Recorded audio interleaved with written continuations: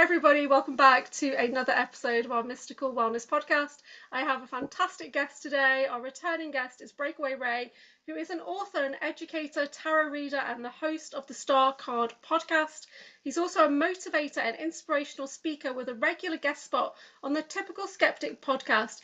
So in his latest book, Let's Go Off Planet, Breakaway Ray takes readers beyond Earth's boundaries into the hidden realms of breakaway civilizations and off-world realities. Through essays, insights, and first-hand experiences, he explores extraterrestrial life, time travel, and the war on consciousness, painting a vivid picture of life beyond the veil and the peculiar reality we inhabit here on Earth's surface. Welcome, Breakaway Ray. How are you? I'm doing great, Julia. Thank you very much for having me. It's fun to be back on your show. I like your background. I like the color of the flowers. That's very nice. It's just an AI background on my Zoom. I still like it. Yeah, and it's pretty cool because I'm all violet flame, so I'm actually in a purple room, but it doesn't look as good as this background. So yeah, it does look good. Yeah, tell us about your new book. Is it now available? It's on Amazon, right? That's right. I got both my books over my shoulder over here. The first one is the Convoluted Autobiography, but the one I'm talking about today is this one, Let's Go Off Planet with Breakaway Ray. It's a collection of essays and jokes, and there's a couple of new stories in here. But a lot of this material was presented on our friend Rob Khalil's Typical Skeptic Podcast.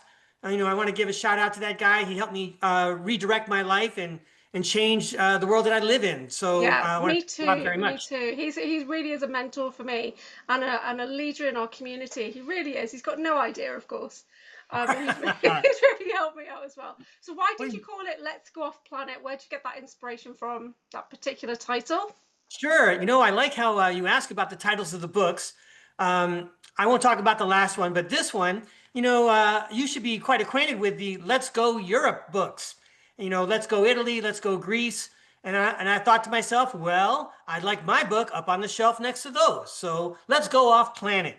And I do talk about several planets, some of these planets, they don't even show up in our science, like Planet Ceres. I talk about that. I talk about Planet Vesta, whom I learned about from our friend John Whitberg. I talk about Pluto a little bit, which are trying to tell us not to pay attention to anymore. But anyway, yeah, Let's Go Off Planet. We also explore alternate, as we would all call them, alters, right? Alternate personalities that sometimes, our consciousness is fractured and split off and gets to operate another vehicle while we're living life down here on Earth. I know you're nodding your head. You know what I'm talking about. I always think about Tony Rodriguez because I don't have personal experience with this myself. Although in the first book, the Convoluted Autobiography, I pretend that I did. And I wrote about some who knows, some imaginary lives off planet as a teacher, getting sent back in time on another planet. Because time travel and, the looking glass technology, that's pervasive throughout the galaxy. It's not just unique to our secret space programs. I mean, 2 years ago, I never imagined that I'd be saying, yes, I've got alters that are on Mars and Venus and things like that. I had no idea that was even possible. And now it seems to be a reality that I'm kind of slowly dipping into and doing a lot of emotional healing. So Ray, we could be having a conversation in 2 years' time when you're telling me about your alters on all these other planets. And we know that's a possibility because you're drawn to the information. I love how you're really strategic with your titles about where you're placing them in the bookstore. I love that. Yeah. That's very smart. That's really smart to think about that. Yeah. Well, if it's real genius, I'm sure I'm getting help. You've seen what goes on during the tarot throws. I can't make this stuff up. I can't do it by myself. I feel like, I'm sure you have your own team also, or you wouldn't be able to do what you're doing as well. So yeah, exactly. I have a spiritual support team of galactic consortium of guides, they're called mine. And so when I do my readings, my energy opens up, information comes in, same for you, and then my energy closes back down. So yeah, your tarot is so inspiring because you've created this international community by doing it at a certain time in the day. You've got people from all over the globe joining you. That's amazing. Yeah, thank you very much, Julia. And I want to thank all the people that tune in at any time, but especially those who come out in the morning. A lot of them, like Julia, your regular visitors, you come out every day of the week. And you're right. I'm doing a show 5 or 6 in the morning in California, which sounds absurd to everyone who lives with me. But meanwhile, it's great, closing up shop in England or in Europe, let's tune in for StarCard Podcast. If Yeah. you're in another week down in Australia, whatever their time zone is, yeah, we could tune in. We can catch Breakaway Ray. Anyway, you're right. It's a lot of fun. I was just thinking to myself, I get to hang out with you. We get to have a play date today. I didn't have to fly into Heathrow to do this. That's pretty cool. Yeah, thank goodness for the Zoom technology and things like that. Right. Yeah, it's Yeah. amazing. So I am a follower of Tony Rodriguez, but I don't know too much about his story. I know that he did live life on Sarah's colony, and he's got books about that. So what drew you to his story? Well, I'm not sure what drew me to his story, but I've purchased and read all three of his books. I think I just talked about him yesterday in that video I did on remote viewing and remote influencing. I mean, it feels like I'm, his promotional speaker in lots of ways because I'm always talking about him. But I don't know when it was the first time I heard of him. But when I heard about him, and I heard about how he had, competing consciousness and one on the moon. And, another thing that sadly draws me to this stuff is the real trials some of these young people have when they're ushered into the programs. It's truly horrific. And I don't know why that grips me because it's not fun to think about. But at the same time, I constantly listen to Emma over at the Imagination Podcast. She constantly has survivors on her show too.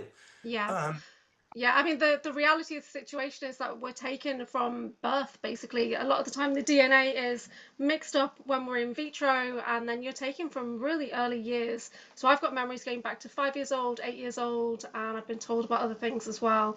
Yeah, but I've been following John Whitberg, who's our best friend right now, and we're going to do a show with him very soon. And I've been reading his books. So I'm in the middle of book 2 of The Man with the Periwinkle Eyes. And there was one point when I just heard somebody's name and I literally just burst into tears just at hearing the uh, name of somebody out there. Yeah. So mm, and he was so gracious to coach me through it as well. He's such a lovely guy.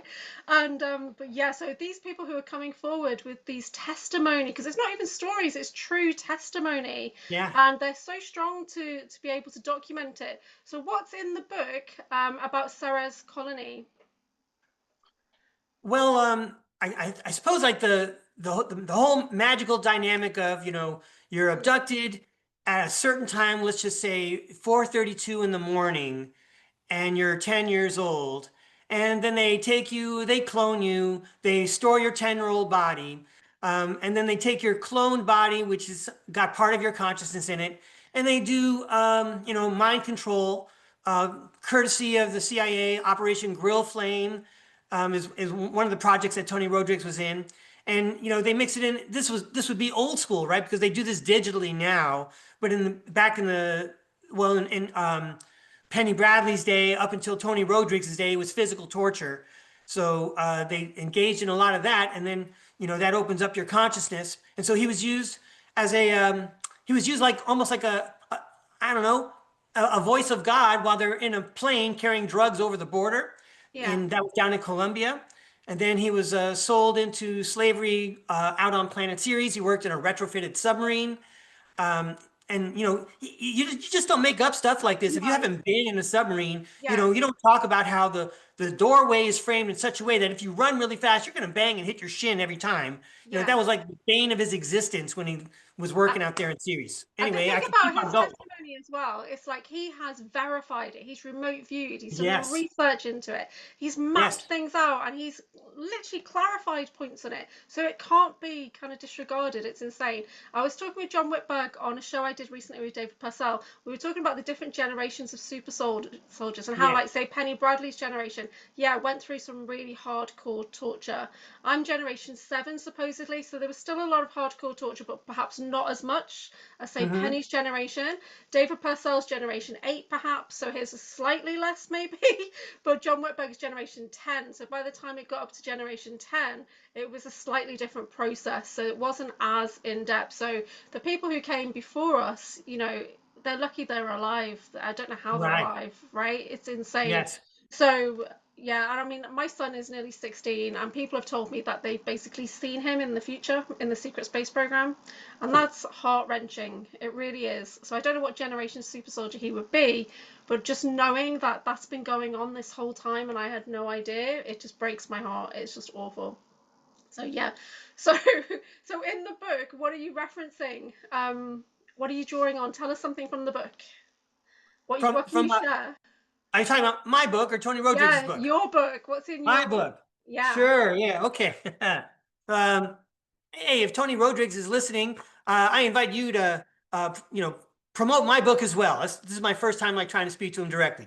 Anyway, actually, what I really want from Tony Rodriguez is a hug. I know he passes those out, so I'm looking forward to mine if I get to meet him someday. Anyway, I got some of my favorite jokes, Julia, and they show up in the book because I didn't want it just to be a one-time thing on Typical Skeptic Podcast, and no one gets to hear these jokes again.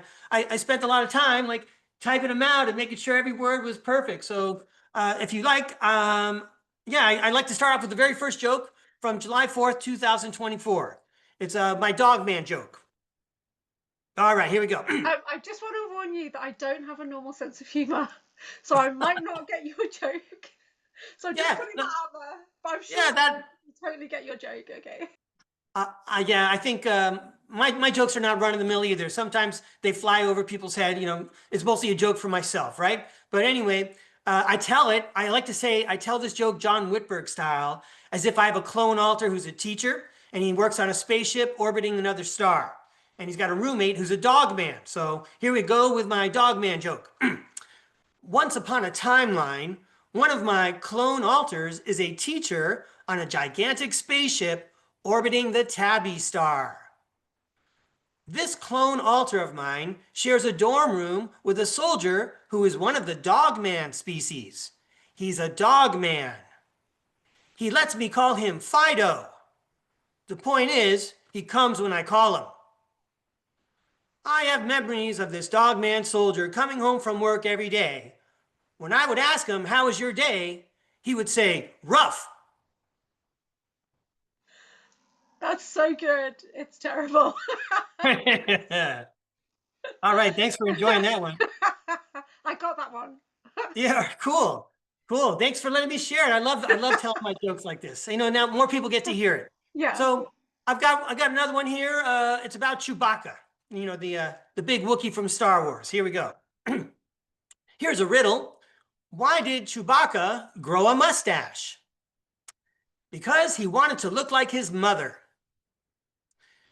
Someone might say, "Come on, that's a space race joke." Other people, including me, would say it's not a joke at all, but for different reasons. Have you seen Chewbacca's mother? I think that it's a fitting tribute from a loving son. Chewbacca, may he rest in peace in that reality where a moon crashed into him. I don't know why, but now all of a sudden, I can't stop thinking about Michael Jordan's mustache. I can never unsee that. That's really funny. Thank you. So there's more. Do you prefer Star Wars or Star Trek? Phew, that's a close one. I think Star Wars is almost like a one-trick pony. Once you get past The Empire Strikes Back, past 1980, it's all just filler. Yeah. Right? But Star Trek, they really do a good job of reinventing. I know they're just getting secret space programs. Yeah. These creative writers. Who's your favorite character from Star Trek or your favorite series? Favorite version? I'm sorry, say that again, please. Who's your favorite Star Trek character or yeah. So Q comes to mind, Data comes to mind, but I really like Geordi LaForge, and I was at a Dodger game maybe 10 years ago or something like that, and I had good seats, and I looked down, and I was like totally distracted because it was LeVar Burton, the actor who plays Geordi LaForge, and I'm all, dude, I almost like start having an emotional thing, and I'm all, dude, he saved the Enterprise so many times, and anyway, He's a national treasure. He really is a national treasure. Oh my word. Because he's done so much more as well. He's so cool. Do you see yourself as a character on Star Wars or Star Trek? Somebody asked me this recently. And me and my friend kind of mapped out people in the community that we thought might be a particular character. So. So, I mean, like, you're saying like there's people like in science fiction that are actually like secret space program experiencers. Yeah. Which one would I be? So I would have to refer everyone to my book over here, The Convoluted Autobiography, where I'm a teacher on Centurion over in the Alpha Centauri system. That's the only science fiction I got with a character that's like me, as far as I know.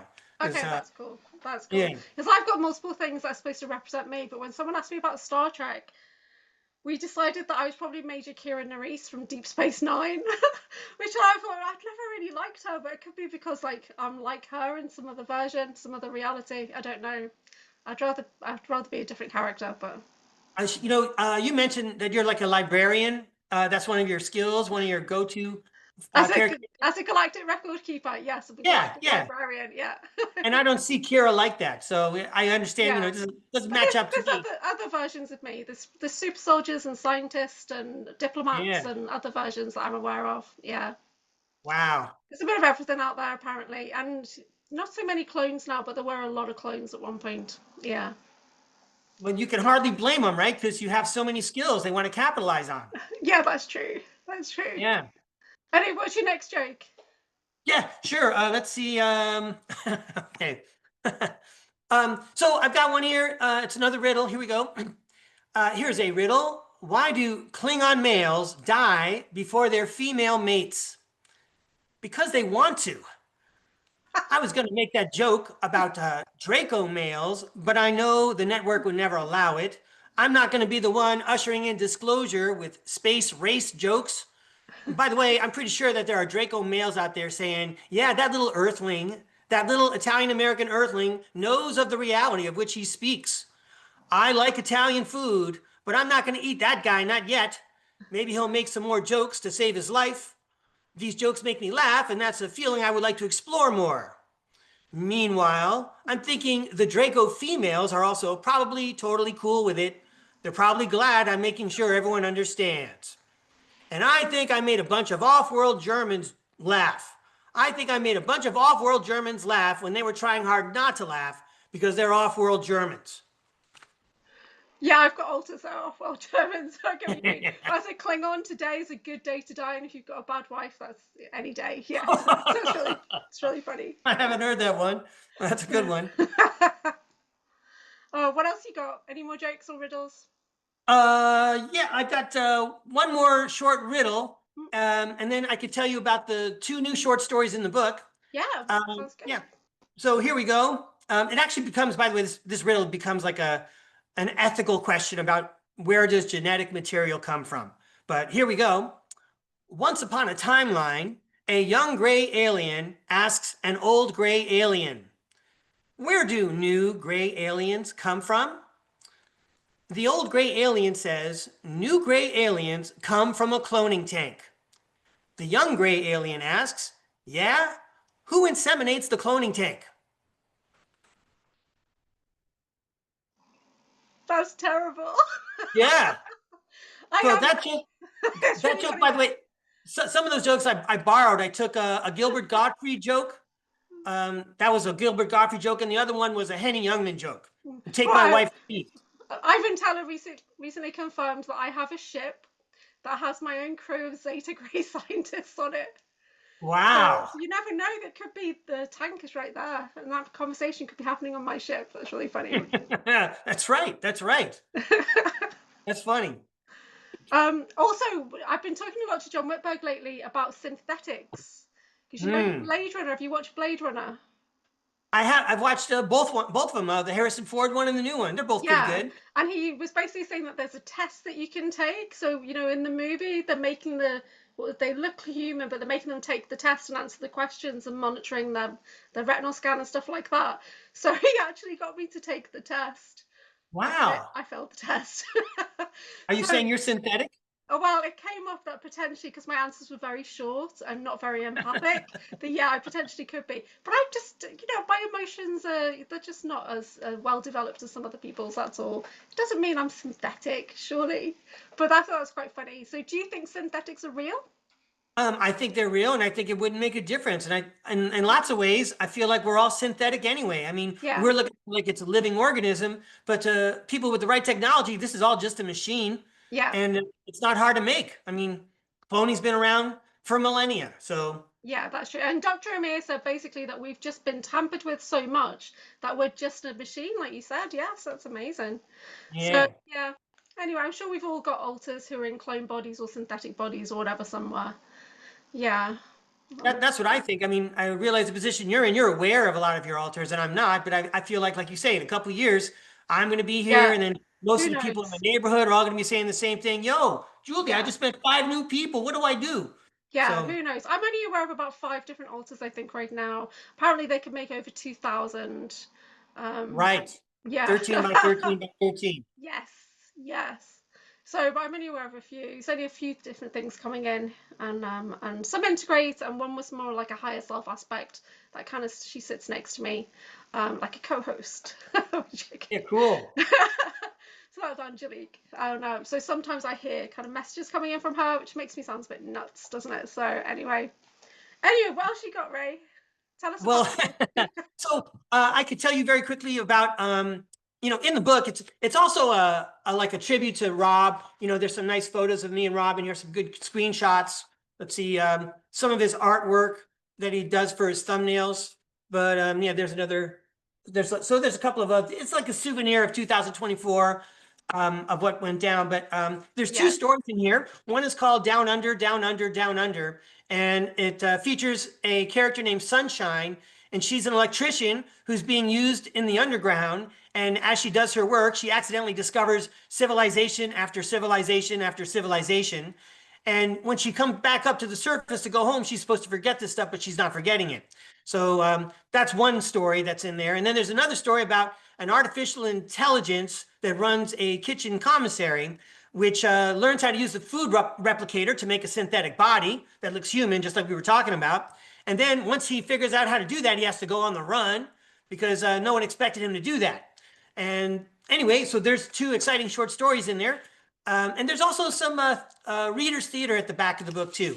I want to say, it's a perfect shape for my hands, by the way. Mm, And if you have like I mean, lots of people take their phones with them when they yeah. go to the restroom, but in the olden days, in the 20th century, this would fit perfect in your hands if you want to have a quick read. Anyway, promoting where you can read my book, as long as it's That's on your really mind. funny. But it's true. It's true. We used to spend a Oh lot of yeah, time with I books learned a lot in the restroom. newspaper and things like that. Yeah, that's totally true. Yeah, that's right, the I newspaper. did get a hard copy of John Whitberg's book number one, so I had that as a hard copy, and then I moved on to the audio books that are on his channel, and I got a PDF copy as well, so I could reference for interviews and stuff. But I'm really enjoying his book series.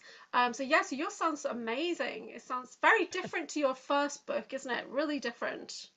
Yes. Well, the first book is much longer.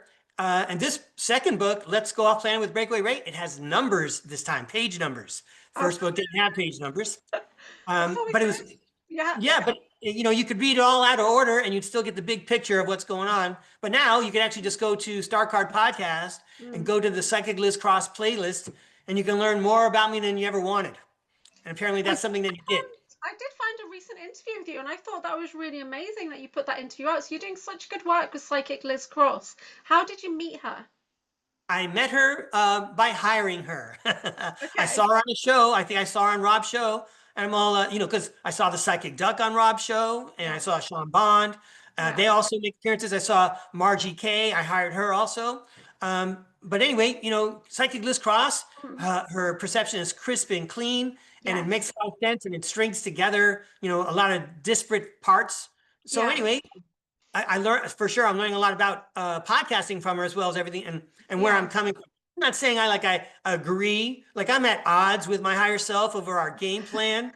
Nevertheless, Mm. I feel like I'm doing all right. I got to count my blessings. Yeah, you're doing amazing. You've got a really popular show. Your followers are increasing. Got a lot of videos there now as well, which is amazing. Great routine you got going on. She calls you Ray Ray. I love it. Yeah. Why does she call you Ray Ray? Does everyone call you Ray Ray? Are we missing out on something here? So I know you may not remember, but you asked me this during the last interview. Did Nobody calls I? me Ray Ray. Okay, I have no memory. Like I literally Well, get that's mind okay. wiped That's all constantly, right. so I apologize. No, that's all right. Super cute. Every time I hear it, I'm like, oh. Yeah, no, it's very adorable. I agree. Nobody calls me Ray Ray. I have because I was a teacher for so long, for 33 years, I was in the classroom. And so a lot of my former students are grown up and in their 40, and, they still address me by my last name. They're like, hey, Mr. Breakaway, they, they don't call me by my first name. Yeah, Sorry. That's that's not all what I right. was expecting. I thought it was going to be the name that's on your book. Okay, so that's really funny. Thank you. That's I'm here to make you laugh. You yeah. want to have Honestly, a you time? know Are your what? cheeks hurting yet? I've been really looking forward to this because I've needed a good laugh in such a long time with the people I'm working with at the moment. Oh my word. So did you do a session with Sean Bond? Because I've done about 5 sessions with Sean Bond. He's one of my ultimate favorite people to work with. And he can really dig into stuff. So before Sean Bond, I had no idea about the SSP stuff, the Montauk and all that. I had no idea it was actually part of my timeline. So how was your session with Sean Bond? Is it recorded? Have you got it? Is it private? Spill the So beans. yeah, it's still recorded. It's on my computer, but the whole transcript is in the book, The Convoluted Oh. Autobiography. Oh, I had Yeah. no idea. Oh, right. So when I talk about the Convoluted Autobiography, the first book, it's got the entire transcripts of my interviews with Psychic Liz Cross, 2 interviews with Psychic Duck and Sean Bond and Margie Kay and some other psychics that I consulted with. But so I haven't done the Sean Bond video and the Psychic Duck videos what I Yeah. did with Psychic Liz Cross. But the world is my oyster. I got all kinds of time. I can start digging into it, right? Yeah, But it because was I awesome. cut them up. I cut some of Sean's up, and they're dead popular because he's very popular. But put some shorts on your channel, and it really increases the views and things like that. And then you can go into like specific topics because he covers so much in that session. Like 30 different things will be pulled out of your energy. It's amazing. So what was it like meeting the psychic duck? Oh, the psychic duck. She's quite remarkable. Um, like other psychics, she really knows what's going on the inside, and Yeah, she gets some good information from her helpers. A lot of these psychics, I hear them say they're showing me or they're telling me. So it makes me believe that there's a committee out there, yeah, that's helping these people, which is what I'm learning on StarCard Podcast. So I'm throwing tarot cards. I feel like there's a committee out there. Some yeah, people are taking turns and things like that. But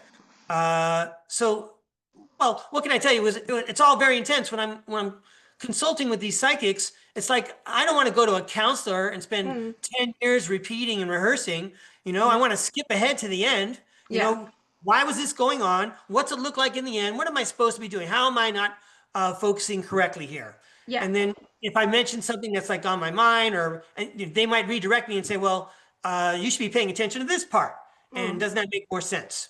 Yeah, I agree because when I get information, whether I'm receiving it as a memory or psychically, psionically, or whatever, I then go, or like from the ACIO, where they're telling you you've got these files of information. You can't actually see it. You just have to verify how you're feeling when they're talking about it. So then I take that information and I go to at least 3 different people in our community to verify the information. And even things that I was asking somebody recently.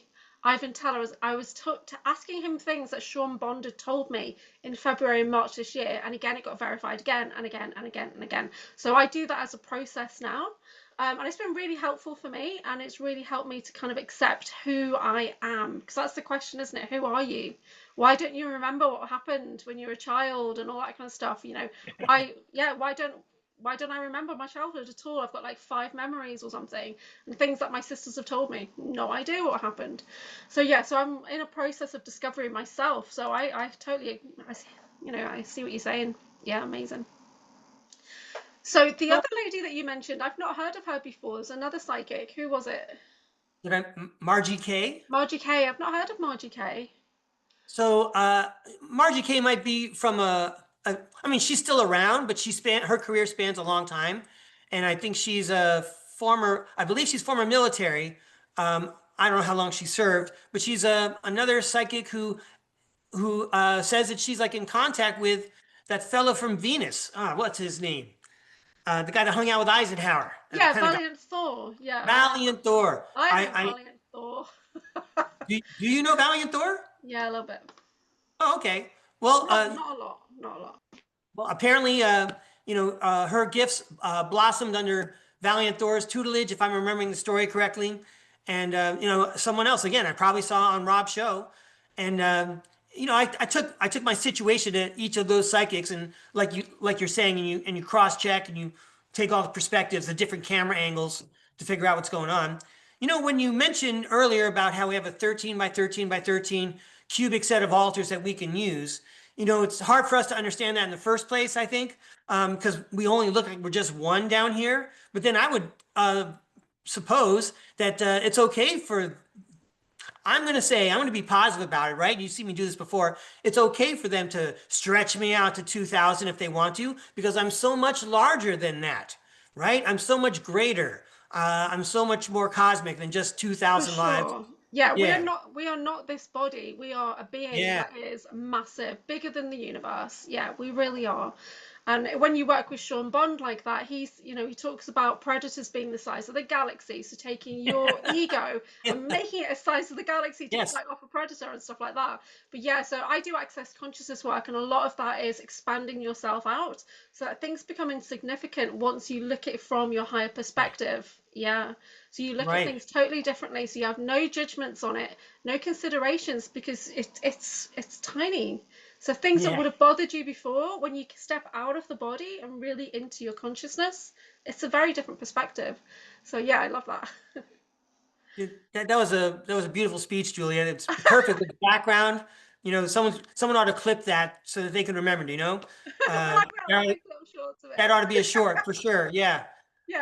Um, No, I and then totally agree. Yeah. I want to speak to Sean Bond's credibility in his Mm. character. He met with me right off the bat. He knew what the goal was. He has like a set of questions that he goes through to make sure that he's hitting all his bases. And he leaves at the Those end, saying, questions.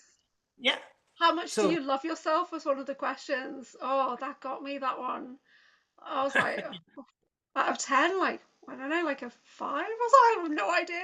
So, with those type of questions, they're quite hard, aren't they? It's like, yeah, yeah, you're right about that. Yeah, it's a little yeah, yeah. diagnostic tool there. And I have to do that every single time. And at one point, we're having like monthly sessions. But we Hmm. did, I don't know if you saw, we did a live remote view session, a Vision Quest on his channel. Did you ever see that of me and him? No, I have not It seen was him yet. about 6 or 8 weeks ago. So we did an actual Vision Quest, and we got altars coming through and stuff like that. We Wow. did a lot of healing, a lot of healing. Yeah, as a live Vision Quest. But it was really well supported. He's a really good sacred space holder, so I felt very safe doing it, even though it was Montauk issues that came up. And I actually stepped into Montauk memories for the first time. But he was there with me, so it was fine. Yeah, but interesting. But yeah, I love working with Sean Bond, psionicleague.com. He's one of my number one go-to guys. Yeah.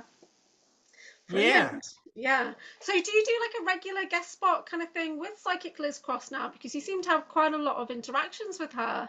Are you two good Oh, pals?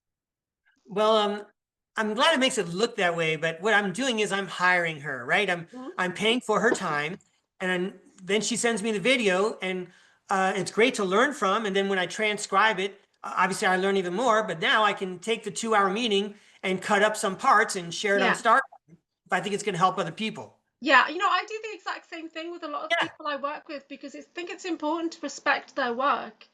And if it's something that's really personal as well, then yeah, we do need to support them as they're supporting us through that professional service. So I think it's really important, and I do exactly the same. I always pay for the initial introduction with people if I can.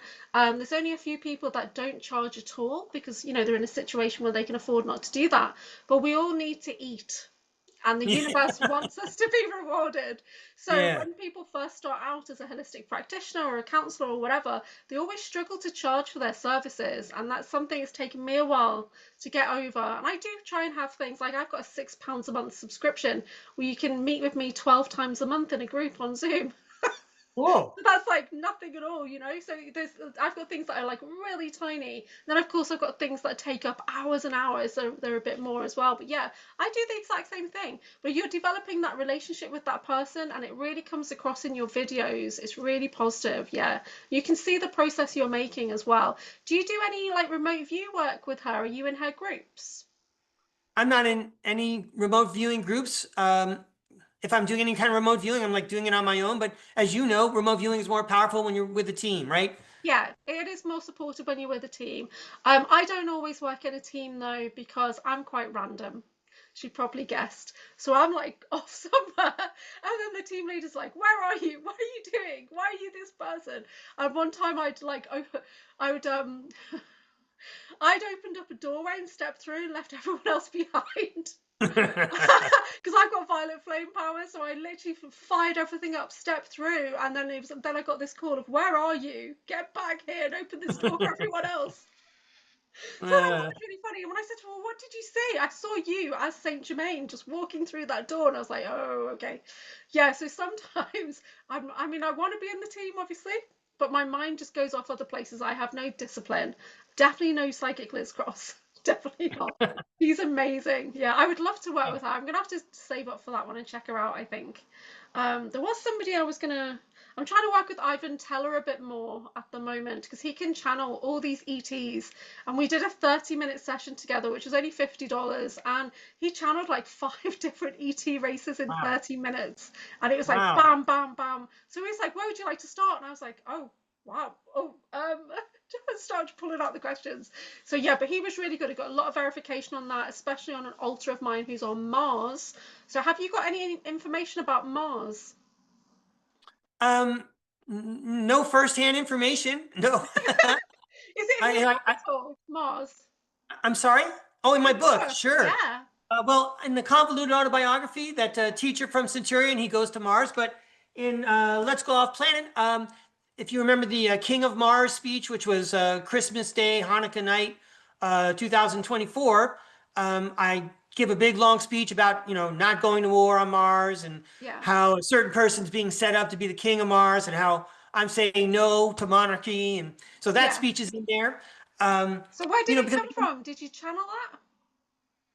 well, remember I mentioned Margie Kay earlier. Mm. She's one of the first psychics that I met with, and I mentioned to her, I said, what's going on with this thing that I'm writing? I didn't know I was writing a book at the time, Mm. and I go, I feel like I'm getting some help. She's like, you are getting help. This Wow. is directly from source. They want this information out there, and you need to publish. I couldn't just sit there and write anymore. I had to be publishing it. So, anyway, uh, whatever I did put in about Mars, the part that I did put in, which is in the first book, they land in a spaceport in Mars, but it's during the Black Terror, and there's an attack on the spaceport.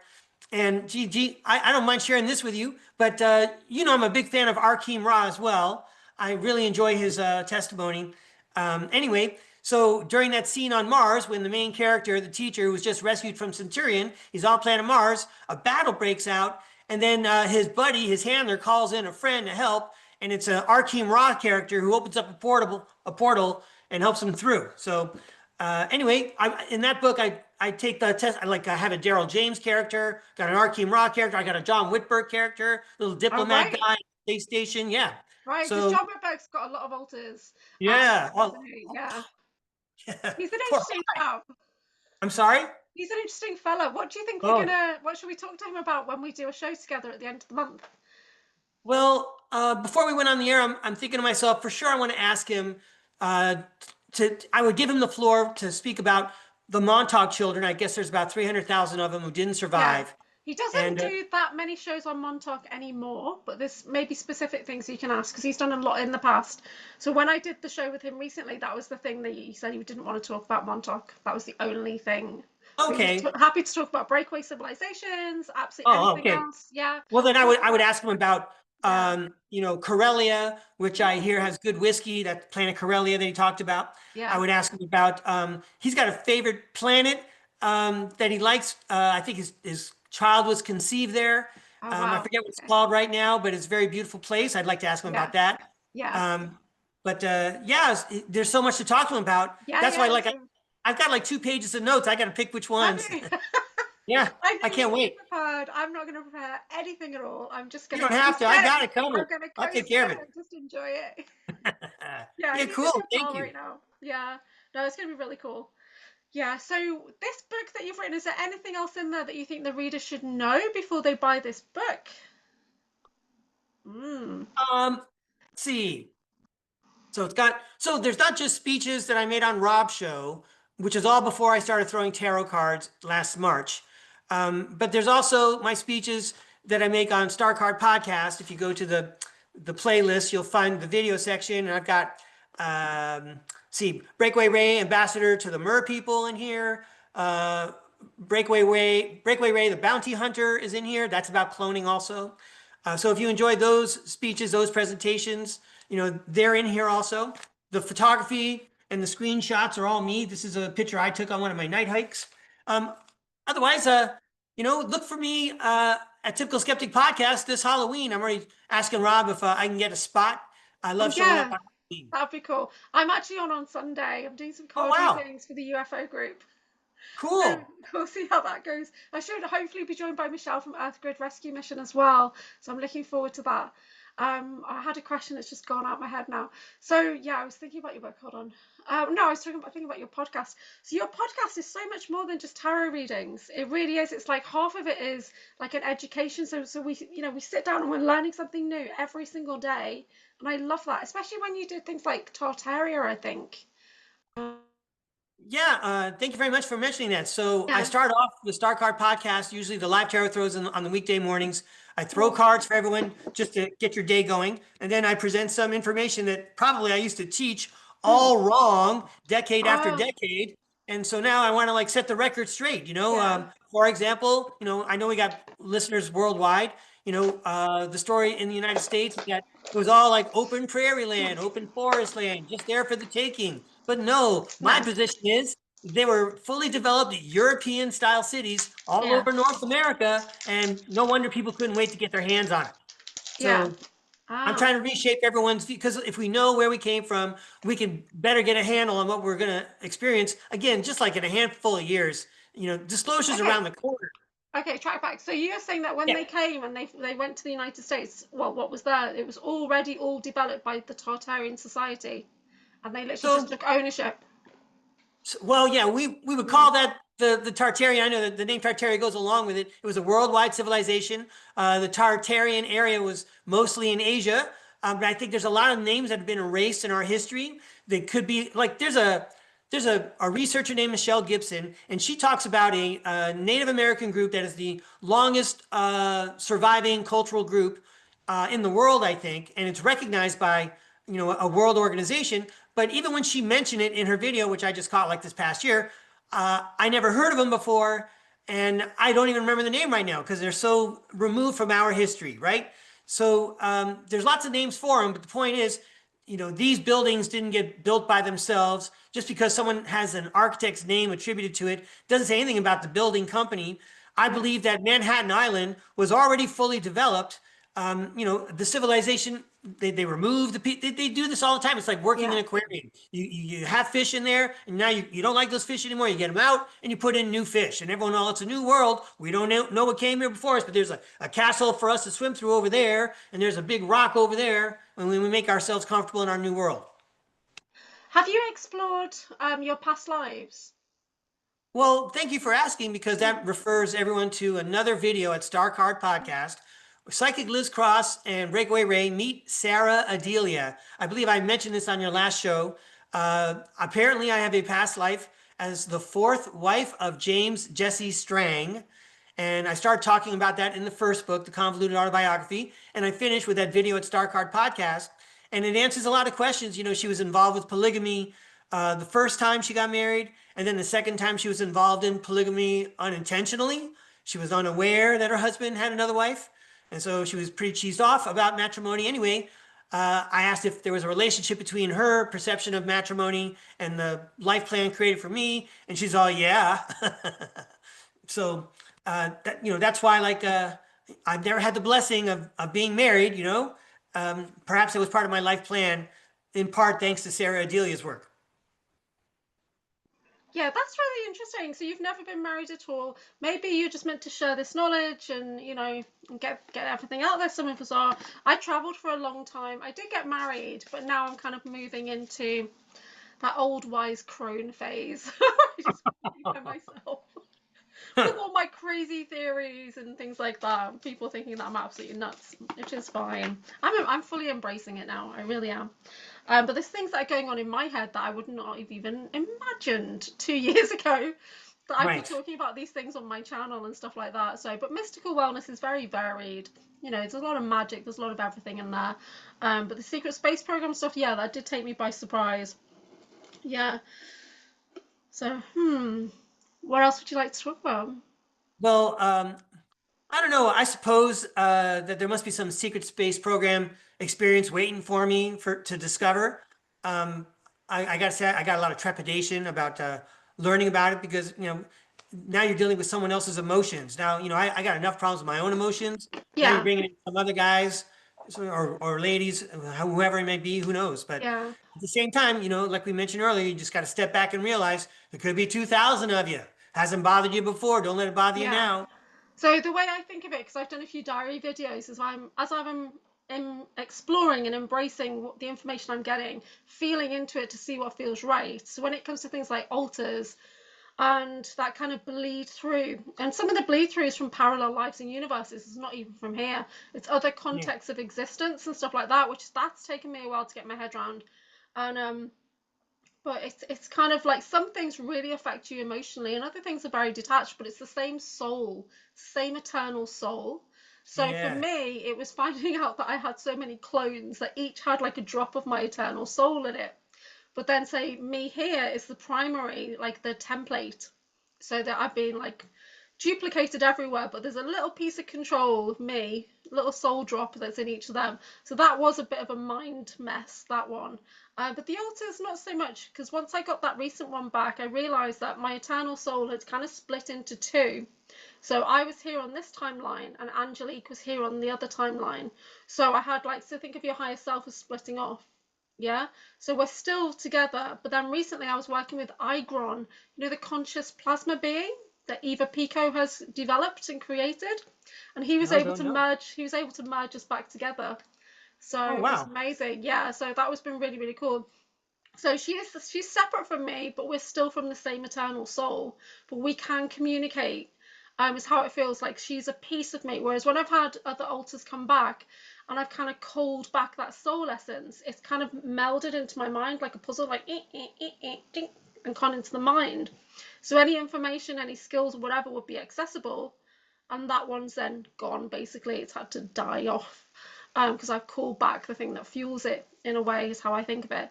So yeah, it does take some getting used to, but it's not actually that scary.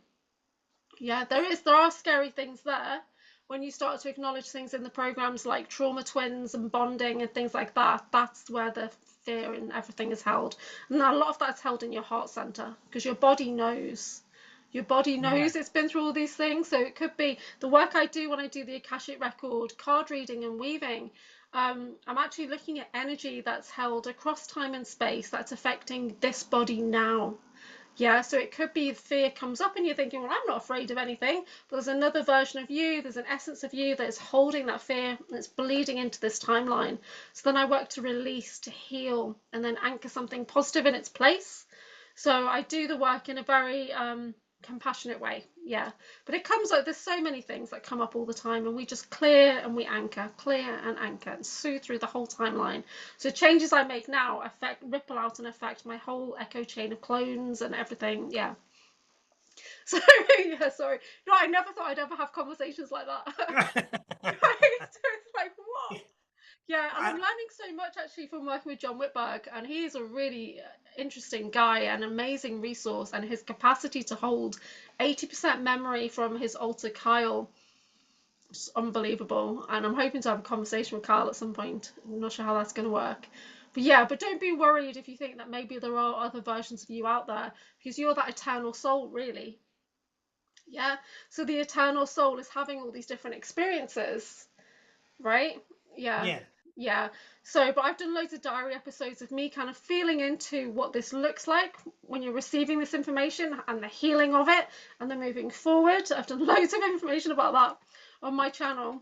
But yeah, it's not easy. But there's plenty of support groups out there. There's like Misha Johnson's got support groups, Stone Hobbit's got support groups, and there's loads of people in the community that do coaching and things like that. So yeah.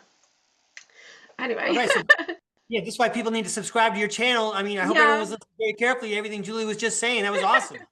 Yeah, so So, I have a debrief section on my website that you can go to at anchorhaven.co.uk/debrief, and it's for people who are newly awakening and they're wondering, okay, what's she talking about with all these projects and clones and alters and everything. So I've actually got a page on my website now. One of the first things you'll see is like a sovereignty declaration on there, so you can start to take command of your energetic field. Yeah, there you stop go. all these, because I get a lot of ETs like saying, like coming and taking me, and you signed a contract in your sleep and all that you had no idea of. So that's what me and David Purcell used to do when we first started working together, was literally standing sovereign and cancelling out all these contracts and oaths and vows and agreements. And I usually do it with my pendulum. But I also have my scorpion ability now, which thanks to Sean Bond, I got my scorpion ability. Wow. So now I have a scorpion tail, and I just gather up all the contracts and go scorpion tail, like everything, like take that, no more. Sweet. Yeah. So we're agreeing to things without even realizing it, with the words that we use and things that happen in the astral while we're sleeping. Just general interactions. So I've even started to think, and I think it can channel through, when you're agreeing to things online, it's a massive page of things to read through. Right? There's things in there, I reckon. That's exactly what I was thinking while you were talking. It's the same deal. You know, I'm hearing you say, you tell me if this is a correct dynamic. I'm hearing you say that you're like the front altar, you know, amongst all your other altars. You're like the one in charge. I hear Penny Bradley kind of say the same thing. And it seems like John Whitberg is almost in the same boat. And so it makes me wonder, is there something about humans on Earth's surface that make them the best to be the front altars? Because it could be anybody, right? That's a great question to ask John Whitberg, because he has a point of view of why would they make this the original primary body when it can only live 100 years? Why wouldn't they make the one on Mars that lives 1,200 years? That would make that the primary body. So that's a really good question to bring up when we talk to John Whitberg and see how he feels about it. Yeah, that's a great question. Because I've tried to have that conversation, but I find it quite hard, because I believe I'm the original. But again, I'm probably just a clone, so who knows? I'm probably just a synthetic. Who knows? And it doesn't matter. So, yeah, it doesn't really matter, no, because it's all the same consciousness, and that's what we're working with. Yeah, well, that's a great question. Yeah. And I mean, Daryl James and Chris O'Connor, they're both in, apparently, you know, they say clone bodies. Yeah. So and they look good to me. Yeah, and I've been thinking about the synthetic body, and how, like in The Man with the Periwinkle Eyes, that he's in a synthetic body, that alter Kyle. So he's downloaded information, he's super strong, he doesn't need to eat, he doesn't need to use the restroom, and all this kind of stuff. And you think, I quite fancy that, actually. If you had the choice right now, would you be in a human body or a synthetic body that was super strong? Which one would you choose? Yeah, well, I mean, I don't know if I'm ready to make that choice, but just think about how much time you would save in personal You don't even need to sleep, because it's all like automatic. Because I don't get to sleep anyway. I don't get the luxury of sleeping when you're targeted and empowered, we say now. Trying not to use the T word anymore. But yeah, interesting, really interesting. Yeah. That's a really good point. Yeah, good question, huh? I'll be thinking about that for a couple of days. Yeah. Hey, you know what? We could ask my tarot deck. Should we ask the tarot? Yeah, you want to try that? There are some questions, yeah. All right, let's go to the tarot cam. There we go. So we could ask you know, with the Zoom interview, the space is a little bit smaller, but I think you can still see me, right? So yeah, we can see you. Let's ask the tarot world what it has to say about the question we just asked. You know, why are humans on Earth's surface apparently the front altars? Why make such a short-lived, impeded, handicapped body be the front altar? Oh, I'm almost answering my own question there. There's the Three of Swords. Three of Swords indicates a lot of pain. And I got the, I had the Seven of Pentacles reversed. And the Seven of Pentacles is about cultivating and having a long-term view. So, I mean, we can start answering the question right here. Why have the Earth surface human be the front altar?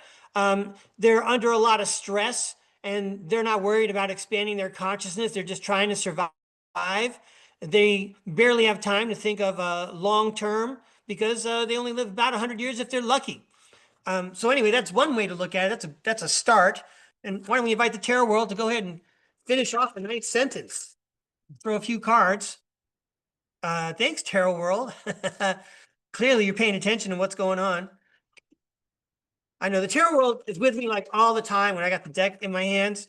I feel like I'm just the ventriloquist dummy sitting on the lap. You know, it looks like I'm talking, but you know I'm getting help. All right, here we go. Hey, tarot world.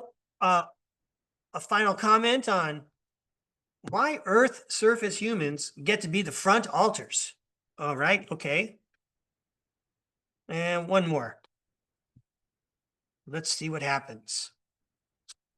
Oh, wow. So the sun card says all is well, everything's going to be okay. And then the devil kind of says the opposite. Now, contrasting images, sure. But the devil card really talks about letting go of something. The devil card is all about letting go of something. So everything's going to be okay because on Earth, you're going to be letting go in a hurry in the first place. You only got a short stay here. Not like a Martian life for 1,000 years or more. And we are talking about the moon, which is the subconscious and illusion and mystery.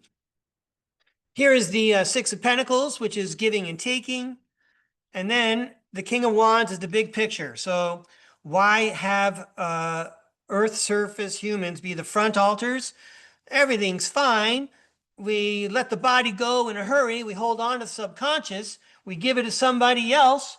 That's the big story. I guess it's just more convenient. Maybe it's just more convenient and it's more practical. That's a suggestion I could look at. So we're looking at those cards. It made me think about the control that we're under as well.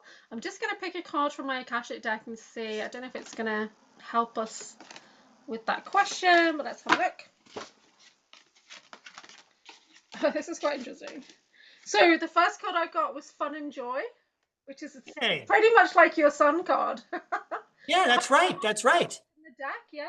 So there's that element that we're here to experience. That's why the front altar is here. We're here to experience because we can process, we can feel those things, we can add all that essence back into the oversoul, the eternal soul. We've got freedom here as well. So we've got freedom energy to have the best experience we possibly can. However, we're also kept in those cycles of sabotage. Which is what the Matrix is, isn't it? Basically, it's just one big massive sabotage so that they can loose our energy and one big unconscious projection. Wow. Right? Nice. So we're here basically because we can experience more and we can be controlled at the same time. Yay, you did it. Well, yeah, you answered. I did it. Way to go, Julia. Yeah, only 4. Yeah, that's an interesting point of view, I think, isn't it? Because yeah, it doesn't make any sense. Maybe we're not the front altar. Maybe we are just another personality. Yeah, I talk on one of my diaries about melting personalities, all these different faces that you put out there. So maybe we're just another personality, and the other one on Mars or whatever really is like the template, and we're just thinking we're important. Somebody said to me, "Oh, you think you're so grandiose or whatever?" No, just here. Yeah, just doing the thing, trying to have as much fun and joy as we possibly can. That's a ease and joy card. Yeah, brilliant. Oh, that's funny. That was really nice how the cards matched up like that. It shows our energies up there. Yeah, they generally do when I do partnered readings. There's always a similar message there, which is really good. But you've come on so much in your tarot. I've never been able to master the tarot. It's just not my thing. I prefer Oracle because then I can use my senses more. Tarot is very stuck and there's just too many cards. I couldn't remember them at all. My memory's really small. So are there any other planets that you're drawn to? Because you mentioned Vesta, and I don't think I've heard of Vesta. So I know, let's see, I feel like the best thing for me to do is actually to read it right out of the book. Let me see if I can find it real quick. Yeah, no problem. There, I put my thumb right on it. Here we go, page 45.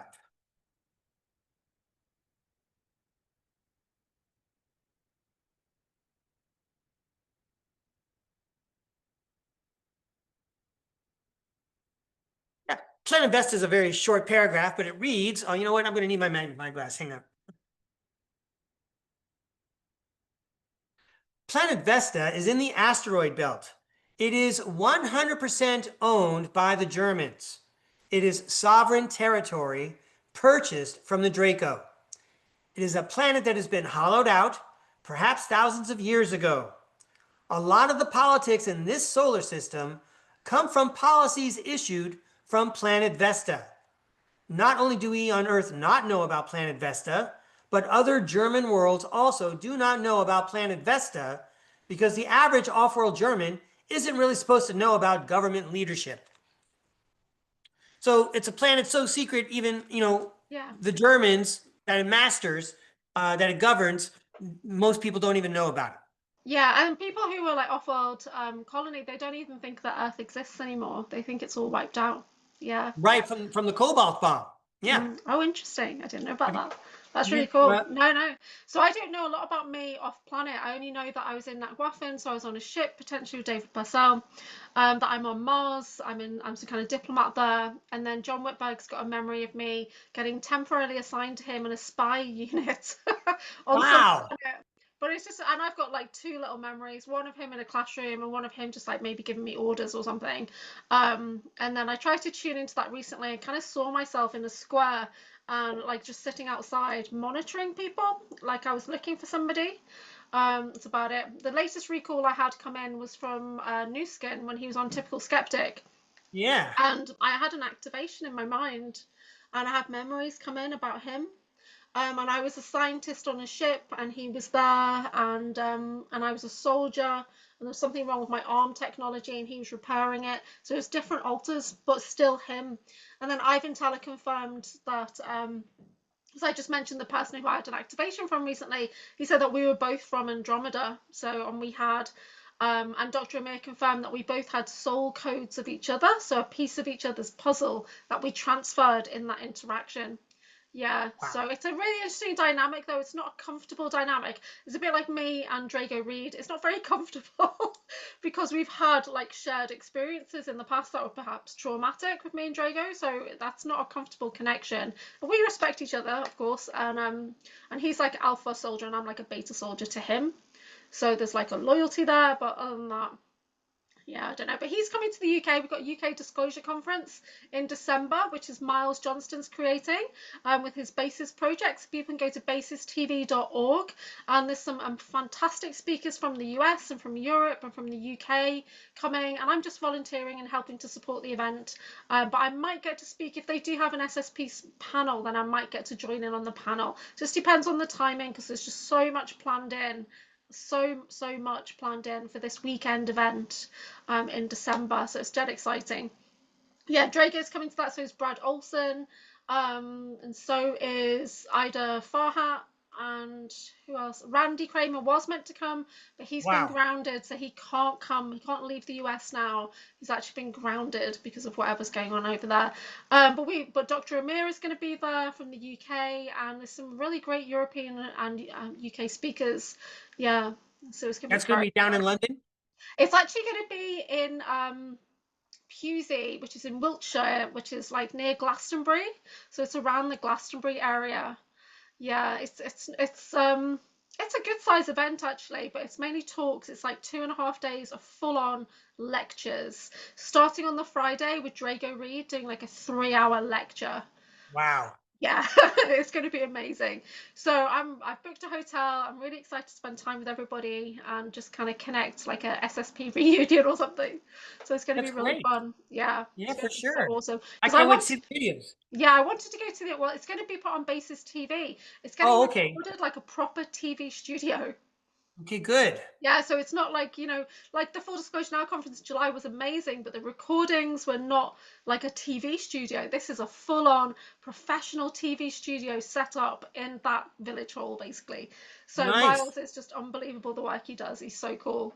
Yeah, so I'm excited for that. Yeah, do you think you're going to go to any conferences? Because I know the Super Soldier Activation Conference was just this past few days. Are you going to go out to any conferences? It's not likely unless it's in the Southern California area. Yeah, do you I, drive?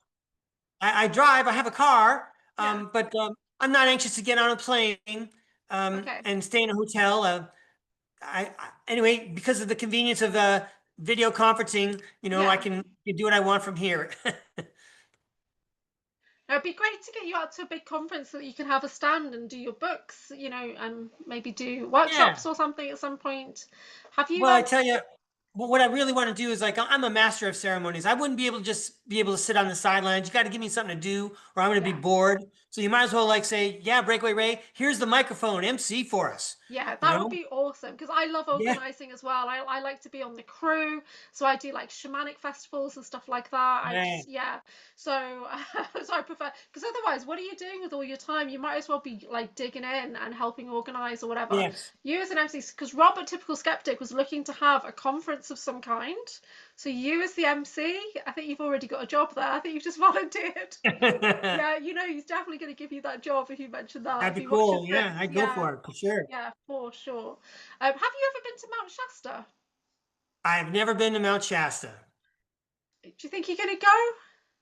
Maybe someday. No It's plans right now. it's meant to be really spiritual and amazing. And it's access to the inner earth. And Lemuria, Violet Flame Yeah, energies, Saint Germain that's right. energies. Yeah, that's exciting. It's exciting. So no, I'm not heading to Shasta at all, but I did go down to San Diego this past summer, and you said that I would be passing by a bunch of rocks Oh and it yes, might activate me. yes. Well, I'm not sure if I did go past the rocks or not. I mean, maybe it Yeah. happened on a subconscious level, but I thought I'd Okay. check with you. Check Let's back. see. Yeah, go ahead. Let's Did I see. pass some rocks? Okay. Did they activate me? Is that why I'm talking about all those old buildings on StarCard Podcast?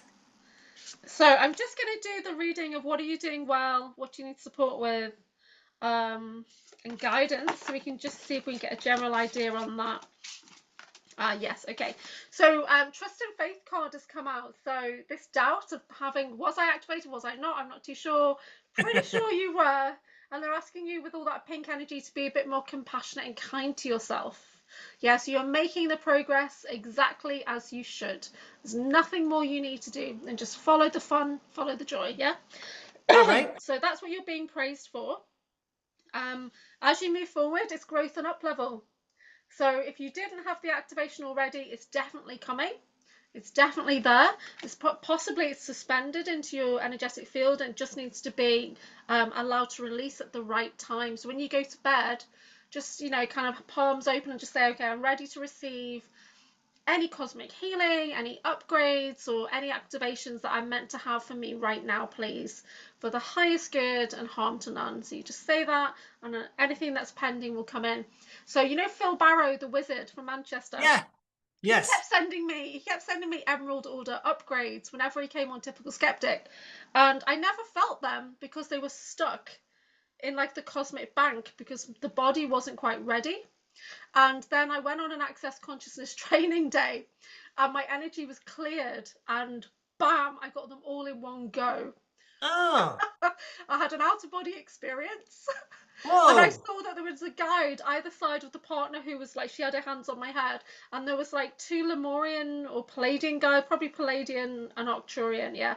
And sitting there, and I was like above my body, like, what is going on?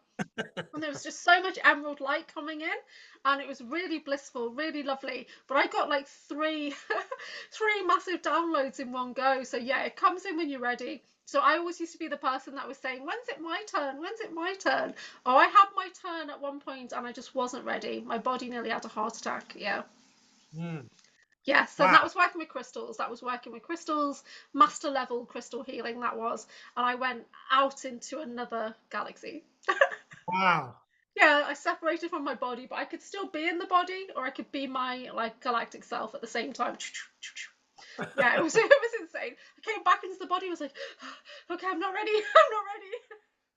And I Wow. had to slow down a little bit. The final card here we've got is family ties. So it's asking you as you go forward to focus on your community, focus on your connections with others, yeah? Because you bring people together. You're literally tying people together from across the globe.